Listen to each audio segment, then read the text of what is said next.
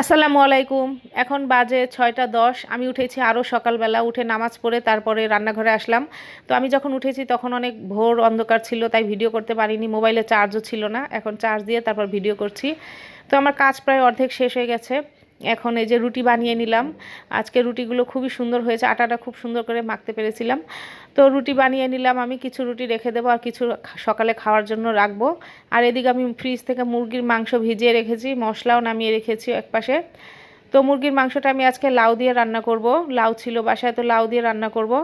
আর হলো গিয়ে আমি পরে আবার পালং শাক নিয়ে আসছি নিচে থেকে। তো পালং শাকটা আমি ছোট চিংড়ি দিয়ে রান্না করব। ছোট ছোট গুঁড়া চিংড়ি আছে, ভালো করে পরিষ্কার করে মাছটা বেছে তারপরে রান্না করব, মানে ঘাটা ঘাটা করব। তো আমার রান্না প্রায় শেষের দিকেও হয়ে গেল। আমি সুন্দর করে চিংড়ি মাছ দিয়ে ঘাটা ঘাটা করেছি শাকটা, এই যে দেখেন কেমন হয়েছে দেখতে। তো খেতে কিন্তু খুবই মাশাল্লাহ খুবই ভালো হয়েছিল। আর এদিকে আমার মুরগির মাংসও কমপ্লিট। তো এই ছিল আজকে আমার রান্না। কেমন লাগলো অবশ্যই কমেন্ট করে জানাবেন, আর আমার চ্যানেলটিকে সাবস্ক্রাইব করে